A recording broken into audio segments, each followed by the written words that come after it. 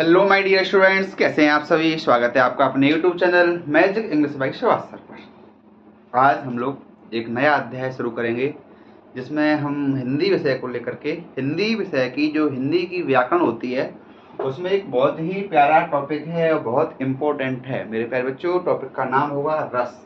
क्या नाम होगा? रस। इससे पहले हमने इंग्लिश के कई सारे टॉपिक आपको समझाने का प्रयास किया है, जिसमें सबसे पहले हमने बिल्कुल जीरो लेवल से आपको उठाने का प्रयास किया था। जैसे सब्जेक्ट क्या होता है, वर्ब क्या होता है, एग्रीमेंट क्या होता है, सब्जेक्ट वर्ब ऑब्जेक्ट भी समझा रखा है आपको, टेंस क्या है, कंजक्शन क्या है, पैसिव वॉइस क्या है। इन सारी चीज़ों का हमने आपको कम से कम समय में अधिक से अधिक बढ़िया तरीका से एग्जाम ओरिएंटेड और एग्जाम अप्रोच के साथ समझाने का प्रयास किया था। आज से हम जो आपको लिए शुरू करने जा रहे हैं वह है हिंदी व्याकरण की सीरीज है मेरे प्यारे बच्चों। और हिंदी व्याकरण की सीरीज में एक बहुत ही बेसिक सा, छोटा सा, प्यारा सा, बहुत ही इम्पोर्टेंट टॉपिक है जिसका नाम है रस। क्या नाम है बच्चों? रस। तो रस को पढ़ने का और समझने का आराम से प्रयास करेंगे। लगभग 2 से 3 वीडियो में इसे मैं आपको कंप्लीटली खत्म करवा दूंगा। रस क्या होता है? सबसे पहली बात है, रस होता क्या है? सही बात तो यही है। तो रस शब्द का जो अर्थ रहता है मेरे प्यारे बच्चों वह रहता है आनंद। क्या रहता है? आनंद। रस शब्द का वास्तविक जो अर्थ है वह होता है आनंद। क्या होता है? आनंद। रस को मेरे प्यारे बच्चों काव्य की आत्मा भी कहते हैं। क्या कहते हैं? रस को काव्य की आत्मा कहा जाता है। भाई साहब क्या कहा जाता है? ये ओटी बहुत ही प्यारी है और एग्जामिनर की फेवरेट है। रस को काव्य की आत्मा कहते हैं। कोटि आती है, काव्य की आत्मा किसे कहा जाता है? तो आंसर होगा साहब रस को। किसे कहा जाता है? रस को काव्य की आत्मा कहते हैं। रस के जनक कौन थे? तो भाई साहब जी आचार्य भरत मुनि। कौन थे? ये ओटियां हैं, यहां से एग्जाम में क्वेश्चन आते हैं। आचार्य भरत मुनि। आचार्य कौन से मुनि? भरत मुनि को हम क्या कहते हैं? रस का जनक कहते हैं। कुछ बेसिक बात थी रस के बारे में कि रस का शाब्दिक अर्थ क्या होता है। तो मेरे प्यारे बच्चों रस का जो शाब्दिक अर्थ होता है वह होता है आनंद। क्या होता है? बोले आनंद होता है। रस को काव्य की क्या कहते हैं? आत्मा कहते हैं। रस का जनक कौन था? तो आचार्य भरत मुनि जी को हम क्या कहते हैं? रस का जनक कहते हैं। अब बात करते हैं रस की परिभाषा की। किसकी बात करते हैं? बात करेंगे परिभाषा की। तो परिभाषा क्या होती है? तो सुनिए ध्यान से। हम कहेंगे बेटा किसी काव्य को या किसको? वाक्य को। किसी काव्य को या वाक्य को पढ़ने या सुनने से, ध्यान से सुनना, पढ़ने या सुनने से पाठक या श्रोता को, पाठक बोलते हैं जो किसी को पढ़ता है, पाठक या श्रोता को, पाठक या किसको? श्रोता को जिस आनंद की अनुभूति हो। किसकी? जिस आनंद की क्या हो मेरे बच्चों? जिस आनंद की अनुभूति हो। परिभाषा तो याद करनी पड़ेगी, बेसिक परिभाषा है। किसी काव्य को या वाक्य को पढ़ने या सुनने से पाठक को या श्रोता को जिस आनंद की अनुभूति होती है, जिस आनंद की अनुभूति होती है उसे हम क्या कहते हैं? रस कहते हैं। क्या कहते हैं? रस कहते हैं। ये बहुत ही कैसी बात थी मेरे प्यारे बच्चों? बेसिक बात थी रस के बारे में। क्या बात है बोलो? किसी काव्य को या किसी वाक्य को पढ़ने या सुनने से पाठक या श्रोता को जिस आनंद की क्या होती है मेरे बच्चों? अनुभूति होती है, उसे हम क्या कहते हैं? बोले सर जी उसे हम रस कहते हैं। क्या कहते हैं? रस कहते हैं। इस बात में कोई समस्या? बोले कोई समस्या नहीं है। अब आगे की बात बहुत इंपॉर्टेंट है भाई साहब। आगे की बात क्या है? रस के 4 अंग होते हैं। ये बात बहुत काम की है। रस के 4 क्या होते हैं? अंग होते हैं और इस अंग को ही हम अवयव कहते हैं। इस बात का विशेष ध्यान रखना। रस के 4 अंग होते हैं या 4 क्या होते हैं? अवयव होते हैं। अब आपके मन में क्वेश्चन आएगा सर जी अंग या अवयव क्या व्यवस्था है? अंग या अवयव का मतलब होता है कोई भी अविष्ट वस्तु जिन चीजों से, जिन पार्ट से मिलकर के बनी होती है उन्हें उस वस्तु के, उस अविश वस्तु के अंग या अवयव कहते हैं। नॉर्मली मैं आपको इस बात को समझाने के लिए चाय वाला एग्जांपल देता हूं कि भाई साहब हम चाय बनाते हैं अपने घर पे, तो चाय बनाने के लिए क्या क्या चीज चाहिए होती है, जो जो चीज चाहिएगी उस चीज को हम क्या बोलेंगे, बोले सर जी उस चीज को हम अवयव बोलते हैं। क्या बोलते हैं? अवयव। जैसे चाय बनाने के लिए मेन जो अवयव है वह है चाय की पत्ती। ठीक है, क्या चाहिए? बोले दूध चाहिए। और क्या चाहिए? बोले साहब शक्कर भी चाहिए, भले कम चाहिए लेकिन चाहिए, नहीं चाहिए? तो चाय की पत्ती है, दूध है, शक्कर है, ये बेसिक अवयव हैं। मिलाने को तो अपन इसमें और भी कुछ ऐड कर देंगे, कोई इसमें क्या बोलते हैं उसको, इलायची ऐड कर देगा, कोई साहब इसमें अदरक डालता है तो अदरक भी ऐड कर देगा, वो चीज अलग है। लेकिन चाय जिन चीजों से मिलकर के बनी होती है उन चीजों को भाई साहब हम क्या कहते हैं? चाय के अवयव कहते हैं या अंग कहते हैं। कोई दिक्कत आपको? वैसे कोई दिक्कत नहीं है। जैसे मानव शरीर है, किन किन चीजों से मिलकर बना हुआ था? जिन चीजों से मिलकर के मानव शरीर की संरचना होती है उन सभी पार्ट्स को हम अंग कहते हैं, चाहे वो उंगली हो, हथेली हो, हाथ हो, कुछ भी हो सकता है। ठीक है, ऐसे ही रस के कितने अंग होते हैं? 4 अंग होते हैं भाई से। कितने होते हैं? 4। अब वो 4 कौन से होते हैं उनके बारे में हम चर्चा करने का प्रयास करेंगे। 4 कौन से होते हैं? तो भाई साहब 4 में यहाँ लिखते हैं बगल में। 4 कौन से होते हैं? तो सुनो ध्यान से। पहला कौन सा होता है? पहला होता है भाई साहब आपका विभाव। क्या होता है? दूसरा होता है भाई साहब आपका अनुभाव, विभाव, अनुभाव। तीसरा होता है भाई साहब आपका संचारी भाव। बोलो कौन सा हो जाएगा? बोले सर जी संचारी भाव हो जाएगा। अगला कौन सा होता है? 4th वाला, विभाव, अनुभाव, संचारी भाव। एक होता है आपका स्थायी भाव। क्या होता है? स्थायी भाव। इन 4 चीजों से, इन 4 अंगों से मिलकर के ही रस की क्या होती है? निष्पत्ति होती है। विभाव, अनुभाव, संचारी भाव और स्थायी भाव। संचारी भाव का दूसरा जो नाम होता है मेरे बंधुओं, वह होता है व्यवचारी भाव। ध्यान रखना, आजकल एग्जामिनर सीधी सीधी बातें नहीं पूछता है, थोड़ा डेप्थ में जाके पूछता है। तो संचारी भाव को ही हम क्या कहते हैं? व्यवचारी भाव कहते हैं। पहली वाली बात, कोई दिक्कत यहाँ से? बोले सर जी कोई दिक्कत नहीं है। तो आपके समझ में क्या आया? बोले रस की परिभाषा आगे सर जी, रस का क्या अर्थ होता है? आनंद होता है। रस को क्या कहते हैं? तो रस को काव्य की आत्मा कहते हैं। रस का जनक कौन है? बोले आचार्य भरतमुनि जी रस के जनक हैं। रस की परिभाषा क्या है? बोले किसी काव्य को पढ़ने से, सुनने से पाठक या श्रोता को जिस आनंद की अनुभूति होती है, क्या होती है? अनुभूति होती है। बोले सर जी हम उसको क्या कहते हैं? बोले सर जी हम उसको रस कहते हैं। क्या कहते हैं? रस कहते हैं। रस के कितने अंग होते हैं? तो विभाव, अनुभाव, संचारी भाव और स्थायी भाव, ये रस के क्या होते हैं? अंग होते हैं। यहाँ तक कोई समस्या? आप कहोगे कोई समस्या नहीं है। अब विभाव होता क्या है? अनुभाव होता क्या है? संचारी भाव क्या होता है? स्थायी भाव क्या होता है? ये वाली बात बहुत डेप्थ है, इनको हम अगली वीडियो में समझाएंगे। कल हम इतना समझाते हैं स्थायी भाव की संख्या कितनी होती है। यहाँ से आपके पेपर में क्वेश्चन आएगा तो भाई साहब 10 होती है। कितनी होती है? हालांकि कुल पूछेगा तो 11 हो जाएगी। इसके बारे में थोड़ा सा आपको मैं समझाता हूँ, ध्यान सुनिए। समझाना पड़ेगा जब भी चीजें समझ में आएंगी आपको। जैसे जब भाई साहब रस की उत्पत्ति हुई थी, सुनना ध्यान से, जब उत्पत्ति हुई थी उस समय रसों की संख्या थी मात्र 8। जब रस हमारे भरतमुनि जी ने बनाए थे शुरुआत में रसों की संख्या 8 थी। कितनी थी बेटा? 8। बाद में भैया 9वां रस आया।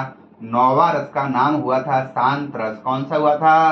तो पेपर में ओटी आती है, 9वां रस कौन सा था? तो 9वां रस था मेरे बच्चों कौन सा? शांत रस। कौन सा था? शांत रस था 9वां। कोई दिक्कत आपको? आप कहोगे कोनो दिक्कत नहीं है सर जी, 9वां शांत था। तो फिर भैया बाद में 10वां आया। 10वां रस कौन सा था? तो मेरे प्यारे बच्चों 10वें रस को कहते हैं हम वात्सल्य रस। कौन सा कहते हैं? वात्सल्य रस। ठीक है, वात्सल्य रस। 11वां कौन सा आया? प्रेजेंट में 11 है बेटा, लेकिन अभी एमपी बोर्ड में 10th 12th में जो भी क्वेश्चन आता है उसमें वो 10 ही सही मानते हैं, लेकिन कंपटीशन लेवल पर 11वां कौन सा है? तो 11वां है भाई साहब आपका भक्ति रस। कौन सा है? बोले सर जी भक्ति रस है। तो एक ओटी ऐसे आ सकती है, आपको पता होना चाहिए शुरुआत में रसों की संख्या कौन सी कितनी थी? बोले 8 थी। 9वां कौन सा था? बोले शांत रस था। इसलिए हम रसों को क्या कहते थे? नव रस कहने लगे। एक और बहुत ओटी आती है, तो नाटक में कौन सा रस नहीं होता है? नाटक में, तो नाटक में भाई साहब आपका शांत रस नहीं होता है। ध्यान रखना, नाटक में शांत रस नहीं होता है। ठीक है। 10वां रस कौन सा था? बोले सर जी वात्सल था। 11वां कौन सा है? भक्ति रस है। कौन सा है? भक्ति रस है। यहाँ तक कोई समस्या? आप कहोगे कोनो समस्या नहीं है। तो आप क्या लिखोगे? आपके पेपर में आएगा स्थायी भाव की संख्या कितनी होती है? बोले साहब 10 होती है। व्यभिचारी भाव की कितनी होती है? बोले साहब 33 होती है। व्यभिचारी भाव का दूसरा नाम क्या है? संचारी भाव। बहुत आता है बेटा पेपर में। संचारी भाव की संख्या कितनी होती है? तो 33 होती है। अनुभाव की संख्या कितनी होती है बेटा? तो 8 होती है। कितनी होती है? 8। विभाव की संख्या दी नहीं होती है। विभाव क्या होता है? अनुभव क्या होता है? संचारी भाव क्या होता है? स्थायी भाव क्या होता है? ये बात मैं आपको अभी समझाने का प्रयास कर रहा हूँ। फिलहाल इतनी बात में आपको कोई दिक्कत हो तो हमको बताएं। सर जी जो वाली बात हमको अड़चन दे रही है, फिलहाल हमने ज्यादा कुछ समझा नहीं है। हमने ये समझा है रस क्या होता है। तो रस शब्द का वास्तविक अर्थ आनंद होता है। रस को काव्य की आत्मा कहते हैं, जो जो व्यवस्था है ऐसा। ठीक है। अब रस के 4 अंग होते हैं। ये अंग आपको बहुत बढ़िया से डिटेल में विद डेफिनेशन पूरे मर्म के साथ, पूरे रस के साथ समझ में आना चाहिए, तो बात बढ़िया से बन जाएगी। तो आपको तो हम आज ही बता दें, आज बता देंगे तो थोड़ा ज्यादा लंबा वीडियो हो जाएगा। आज हम ऐसे ही बोल के समझा देते हैं, कल इसको थोड़ा डिटेल में लेके चलेंगे। तो विभाव का मतलब होता है बाहरी कारक। क्या होता है? बाहरी कारक। जैसे अभी आप पढ़ रहे हो, बहुत बढ़िया से अपना पूरा दिमाग मोबाइल में लगाए हुए हो, तो आपका मन कहाँ है भैया? मोबाइल में है कि नहीं है? अभी आपके घर में बगल से भाई साहब सांप आ जाए और वो आपको दिख जाए, तो आपका मन मोबाइल पे छारो नहीं लगेगा। आपका मन सांप को देख करके डर जाएगा। हो सकता पसीना आ जाए, आपके रोंगटे खड़े हो जाएं, और भी जो जो हो जाए वो सब हो जाएगा। क्यों? सांप के कारण। तो भैया वही तो विभाव है। विभाव का मतलब होता है वह बाहरी कारक। विभाव क्या होता है? विभाव होता है मेरे बच्चों, विभाव वह बाहरी कारक है। कौन सा कारक है? बाहरी कारक होता है। कौन सा होता है? बोले सर जी बाहरी कारक होता है। किसके कारण? बोले जिसके कारण स्थायी भाव जागृत होते हैं।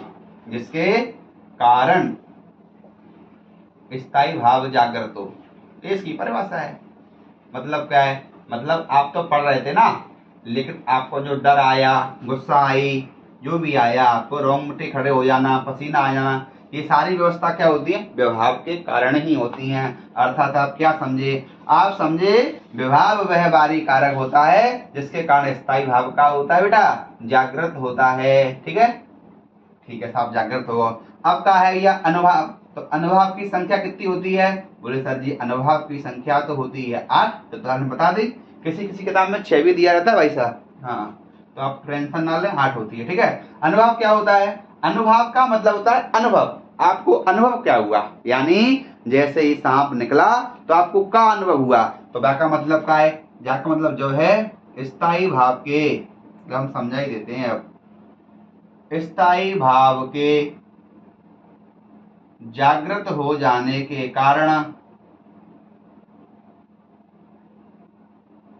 स्थायी भाव के जागृत होने के कारण हमारी शारीरिक चेष्टा में जो परिवर्तन आता है, शारीरिक चेष्टा में काय जो परिवर्तन आवे, उस परिवर्तन को हम क्या कहते हैं? बोले सर जी उस परिवर्तन को हम अनुभव कहते हैं। अनुभव शब्द अपने आप बोल रहा है ना, अनुभव यानी अनुभव होना। हमको क्या अनुभव हुआ? जैसे आप गए कोचिंग आप गए भाई साहब, रास्ता में आपको पानी की टिक्की का ठेला मिल गया। तो ठेले का मिलना, आपने पानी की टिक्की को देखा, पानी की टिक्की को देखा तो आपके मुंह में पानी आवेगा। सामान्यतः साइंस का कंसेप्ट है, कोई भी खट्टी चीज जब आपने सामने देखते हो तो आपके मुंह में एक हार्मोन्स होता है, टाइलिन नाम का जो लार होती है वह रिलीज होने लगता है। तो भैया आपके मुंह में पानी आएगा, उस लार को हम पानी बोल देते हैं। ठीक है।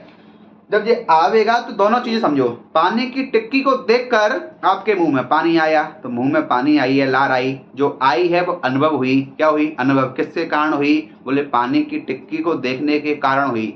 तो भैया जिसके कारण होती है उसको विभाव कहते हैं, और जो होता है उसको अनुभाव कहते हैं। और बढ़िया एग्जाम्पल हम आपको बताएं विभाव अनुभाव का, कि भाई साहब जब सीता जी का स्वयंवर हो रहा था, क्या हो रहा था? सीता जी का स्वयंवर हो रहा था। तो भाई साहब स्वयंवर में जब वाटिका में कौन पुष्प लेने के लिए गई थी? कौन गई थी? सीता मैया गणेश जी के पूजन करने के लिए, गौरा जी का पूजन करने के लिए पुष्प लेने जाती हैं। तो वहां पुष्प लेते जाते समय उन्होंने राम जी को प्रथम बार देखा।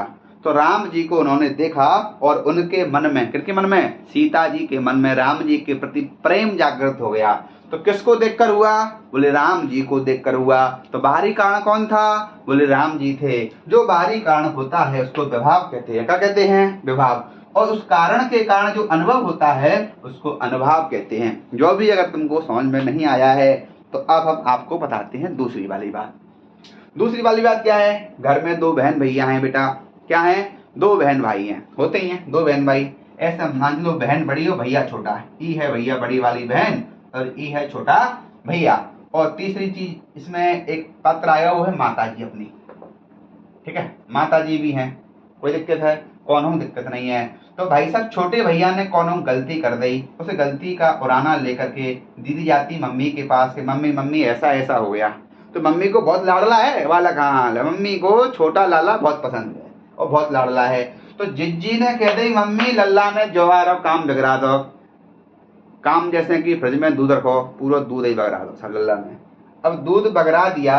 अब मम्मी को गुस्सा आई। मम्मी गुस्सा क्यों आई? समझे ना बात को? ज्यों ही भैया लल्ला ने दूध बगड़ा दिया तो मम्मी को गुस्सा आई। गुस्सा क्यों आई? कि लल्ला ने दूध बगड़ा दिया। तो बाहरी कारण क्या है? दूध बगड़ाना है लल्ला, सही है। और अब मम्मी को अनुभव हुआ, मम्मी की आंखें लाल हो जाएंगी और दो भी हो जाएगा। ठीक है, दैट वी कॉल ओनली इतना विभाव और अनुभव पे बात हो रही। विभाव और अनुभव पे बात हो रही। हो सकता है दूध फैल जाने पर मम्मी सिर्फ नाराज हो गए, मम्मी दो चार डायलॉग सुना देवे। ठीक है, लेकिन अब इसमें भी आगे जाके दो भाव होंगे। इस विभाव के आगे जाके दो टाइप के बट जाएंगे, वो कल बट जाएंगे। आज तो हम तुम्हें ओरली समझा रहे। विभाव दो टाइप का होता है। कौन सा? अनुभाव और अनुभाव नहीं, विभाव होता है दो टाइप का, आलम्बन विभाव और उद्दीपन विभाव। ज्यों ही दूध फैला तो मम्मी ने बस डांटा, मतलब गुस्सा तो आई लेकिन उतनी नहीं आई जितनी आने चाहिए। ठीक है, हम बोले हाँ अगर जिज्जी को भैया को कुटवाने हैं तो जिज्जी जान में कछु और नमक मसालों मिलाएगी, कछु और ऐड कर देगी। तो जो गुस्सा है वो हो सकता है मार पीट में बदल जावे। और ज्यों ही गुस्सा मार पीट में बदलेगी तो जिस कारण बदलेगी उस कारण को उद्दीपन कहते हैं। यानी आपके मन में कोई भी भाव आ रहा है और उस भाव की स्पीड अचानक से बढ़ जाए, जिसके कारण बढ़ती है ना, उस चीज को उद्दीपन कहते हैं। क्या कहते हैं? उद्दीपन। इस बात को आगे पढ़ेंगे। फिलहाल हम यही समझ रहे कि विभाव क्या होता, अनुभव क्या होता। तो समझा दी विभाव जो है, अनुभव जो है। अब बात करते हैं संचारी भाव के लिए क्या होता है। संचारी भाव नाम से स्पष्ट है। संचार ऐसे भाव जो हमारे हृदय में पानी के बुलबुले की तरह आते हैं और चले जाते हैं। क्या समझे? ऐसे भाव जो हमारे हृदय में कैसे पानी के बुलबुले की तरह आए हैं और चले जाए हैं, इनको संचारी भाव कहते हैं। जैसे के क्रोध है, आलस है, घृणा है, दुनिया देश की चीजें हैं। अगला है स्थायी भाव। कौन सा भैया हो? स्थायी भाव। स्थायी को नाम ही है स्थायी। ऐसे भाव जो हमारे हृदय में लंबे समय से, लॉन्ग टाइम से स्थायी हैं और स्थित हैं, स्थायी भी हैं और अवसर आने पर जागृत हो जाते हैं। ऐसे भावों को स्थायी भाव कहते हैं। इनकी संख्या 10 होती है। कौन सी होती है? 10 होती है। अब 10 संख्या जो होती है वो कौन सी होती है, इस पर चर्चा करेंगे कल। फिलहाल आपको इस वीडियो में इतना पता होना चाहिए कि रस क्या होता है, रस का अर्थ क्या होता है, क्या क्या सिस्टम होता है, इतनी बातें पता होना चाहिए। कल जो हम चर्चा करेंगे वो शुरुआती स्थायी भाव से करेंगे। ठीक है, हाँ, यहाँ तक कोई समस्या हो तो बता भैया, स्क्रीनशॉट ले सकते हो, समझ सकते हो, वीडियो आगे पीछे करके देख सकते हो। सारी सुविधाएं हैं भाई साहब आपके हाथ में।